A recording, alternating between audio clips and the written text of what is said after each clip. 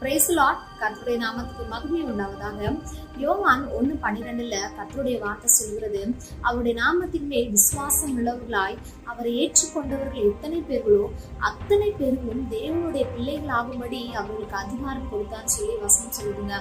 இந்த வார்த்தையின்படி ஆண்டவராக இயேசு கிறிஸ்துவை விசுவாசிச்சு நம்முடைய வாழ்க்கையில எல்லாமே அவர்தான் சொல்லி அவருடைய சொந்த ரட்சகராக ஏற்றுக்கொள்கிற ஒவ்வொருவரும் அவருடைய சொந்த பிள்ளைகளாகுகிற உரிமைகளையும் சுதந்திரத்தையும் அதிகாரத்தையும் தேவன் நமக்கு கொடுத்திருக்கிறாங்க.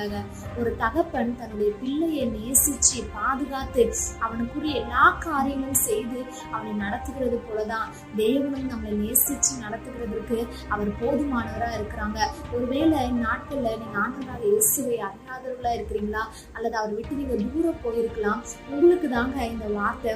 நீங்க ஆண்டவராக இயேசு கிறிஸ்து மேல நம்பிக்கை வச்சு எல்லாமே அவர் தான் சொல்லி உங்களுடைய வாழ்க்கையில அவர் ஏற்றுக்கொள்ளும் போது உங்களுடைய வாழ்க்கையில அவர் பெரிய காரியங்களை செய்து ஒரு தகப்பனை போல உங்களை நேசிச்சு உங்களை நடத்துகிறதுக்காக அவர் விரும்புகிறாங்க.